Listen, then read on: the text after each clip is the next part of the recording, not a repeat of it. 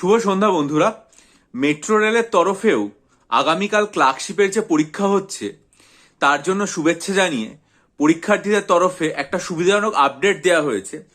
সেটা হচ্ছে আগামীকাল ক্লার্কশিপ পার্ট 2 এক্সামিনেশনের অ্যাসপিরেন্টদের জন্য মেট্রো রেলওয়ের ফেসবুক পেজে যে পোস্টটা করা হয়েছে সেখানে বলা হচ্ছে যে দক্ষিণেশ্বর থেকে শহীদ ক্ষুদিরাম, নোয়াপাড়া থেকে শহীদ ক্ষুদিরাম এবং শহীদ ক্ষুদিরাম থেকে দক্ষিণেশ্বর ব্লু লাইনের যে মেট্রো রয়েছে এবং হাওড়া ময়দান থেকে সল্টলেক সেক্টর 5 এবং সল্টলেক সেক্টর 5 থেকে হাওড়া ময়দানের যে ট্রেন কালকে রয়েছে গ্রিন লাইনে, সেগুলো সকাল 9টার পরিবর্তে সকাল 8টা থেকেই চালু হয়ে যাবে। মানে কোনো ট্রেন 9টা, কোনো ট্রেন 9টা 2 বা কোনো ট্রেন 9টা 4 থেকে তো চালু হয়, সেগুলোর পরিবর্তে আগামীকাল সকাল 8টা থেকেই আর কি মানে ট্রেনগুলো চালু হবে।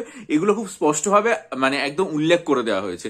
বলে আপনারা যারা পরীক্ষার্থীরা আগামীকাল পরীক্ষা দিতে যাচ্ছেন তাদের সকলকে আমার তরফ থেকে অনেক অনেক হার্দিক শুভেচ্ছা, শুভকামনা। আপনারা খুব ভালো করে পরীক্ষা দিন, সফল হন, নিজেদের সর্বোচ্চ প্রচেষ্টা দিয়ে পরীক্ষা দিন, মানে সম্পূর্ণ চিন্তামুক্ত হয়ে পরীক্ষা দিন। পিএসসিও নিশ্চয়ই পরীক্ষাটা খুব ভালোভাবে নেবে যাতে কোনো রকম কোনো ব্যাঘাত পরীক্ষার্থীদের না ঘটে। এবং আপনাদের জন্য মেট্রো রেলের তরফেও এই আপডেটটা দেওয়া হয়েছে এবং সমস্ত অ্যাসপিরেন্টদেরকে অল দ্য বেস্ট জানানো হয়েছে। আপনারা মেট্রো রেলের ফেসবুক পেজে গিয়েও দেখে নিতে পারেন। আর একটা কথা আজকে আমি বলবো, আজকে সকালবেলাতে আমি আমার চ্যানেলে পিআরবির যে মানে ডব্লিউবিপি কনস্টেবলের যে কোশ্চেন পেপার, সেই কোশ্চেন পেপারের থেকে একটা বিশেষ কোশ্চেন ইংরেজির, সেটা নিয়ে আলোচনা করেছিলাম, তার অ্যান্সার কি দেখে সেটা খুব ভালো লেগেছিল আমার। কিন্তু তারপরে যখন আমি কোশ্চেন পেপারটা দেখলাম, অদ্ভুতভাবে দেখলাম 3টে অঙ্ক।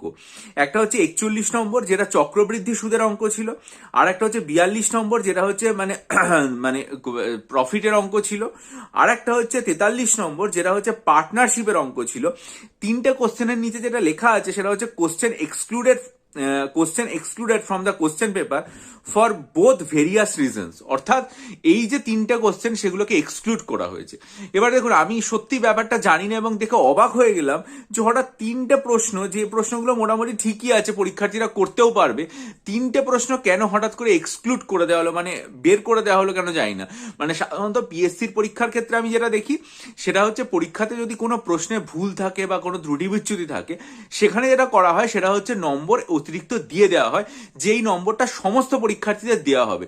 এখানেই অদ্ভুতভাবে দেখলাম যেটা, সেটা হচ্ছে নম্বর দেওয়া হয়নি, বরং 3টে প্রশ্ন বাদ দেওয়া হয়েছে। তাহলে কি পরীক্ষার যে নম্বর, যেটা পূর্ণমান ছিল 85, তার মানে তো সেটা এখন কমে আর কি চলে হলে হচ্ছে মানে 82-তে, এবং খুব স্বাভাবিকভাবেই তার ফলে কাট অফ মার্কস যেটা, সেটার উপরেও প্রভাব পড়বে।